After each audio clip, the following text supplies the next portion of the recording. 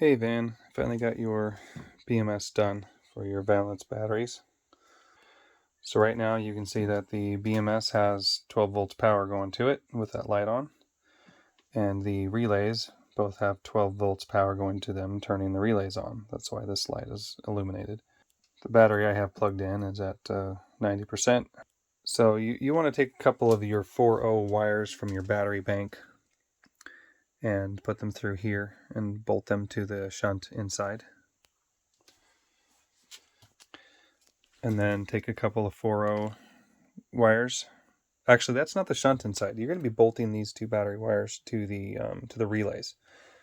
These two negative 4.0 wires are going to be going to the inverters, and they'll be bolted to the shunt inside. So these big holes are for the negative wires going through.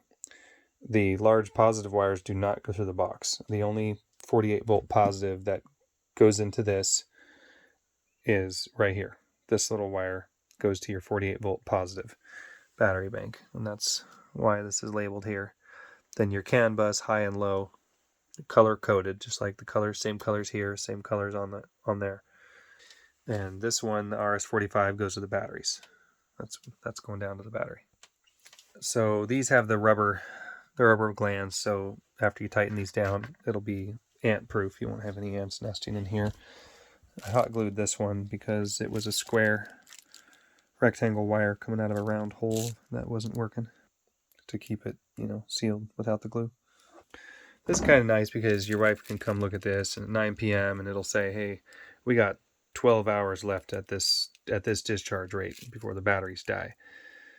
And then they know that they can get through till 9 a.m. when the sun comes out and all is good. So if it shows you'll run out of battery at 3 a.m., just start reducing your loads until the timer shows that you will have enough power to get through till sunrise. But you're grid ties, so you won't have to deal with that very often.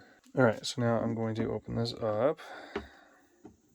All right, so in here we've got a group of pre-charge resistors. So to use those, this button here, I'm going to shut this again. All right, so let's say the batteries are off for whatever reason. Okay, relay's off. BMS has no power. Your inverters are completely off. Everything is off, and you want to power everything up. So rather than just turning on those relays and sparking them, welding them shut, keep welding them in the open position. Welding them in the on position. We're going to utilize those pre-charge resistors. So you turn this button on by putting it in the depressed position, like that, and then hold this down until you hear it click.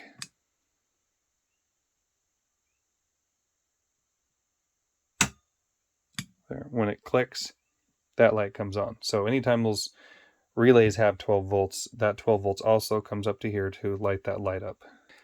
Now let's say for whatever reason, somebody programmed your charge controller to charge too high, or you were having a battery problem.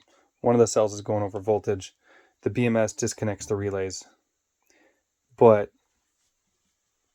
that light turns off, but you still have this light on. The BMS still has power. Where is it getting the power from with the batteries disconnected? If it's daytime, if it's sunny, it could be coming from the solar panels, coming in from the inverters, and it could be getting its ground from right through here, even though the batteries are completely disconnected.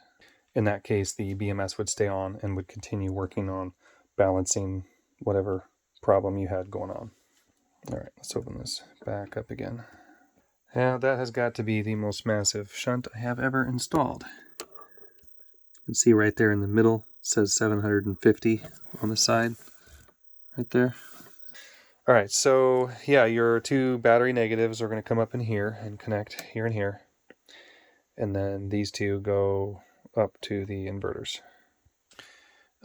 When the relays are off and you're holding that pre-charge button down, the pre-charge connects the resistors basically just right across the terminals here.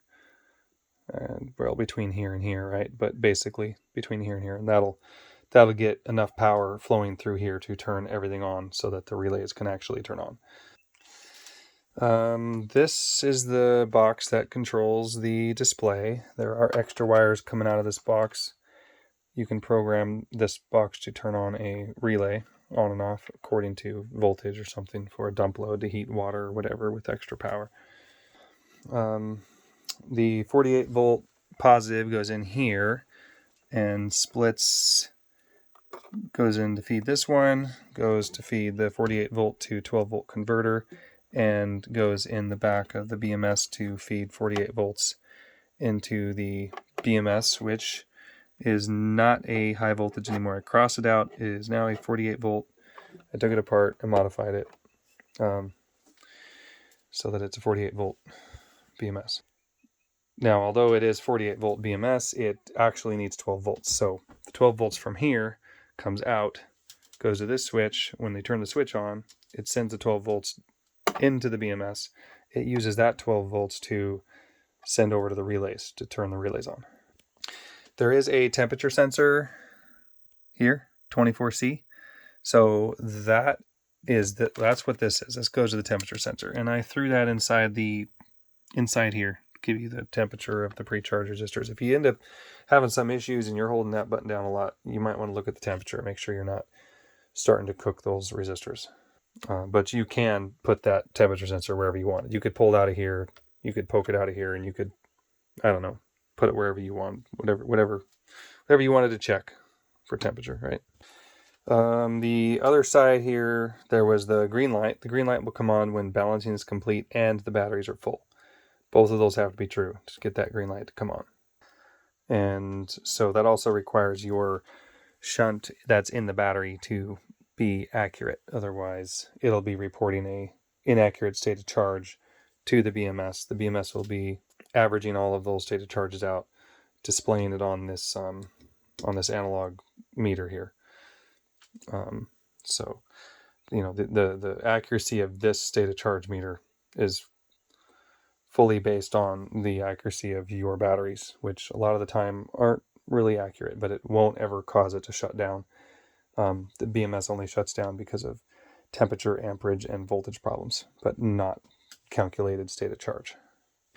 If you do get something going over voltage, and you start approaching the alarm condition, the red light will start blinking, the red light, and it'll start beeping here. And it doesn't give you a whole lot of time because things progress kind of rapidly with voltage issues, so it will pretty quickly shut off the battery bank. It may start beeping on a really cold day if your battery bank is getting close to freezing. In that case, it could beep for a really long time before it shuts down. Obviously, it could be getting colder very slowly. There's a lot of temperature sensors inside the batteries, and they're very well monitored by the computer. I feel like I'm forgetting something, but we can talk on the phone if there's any other questions. Aloha.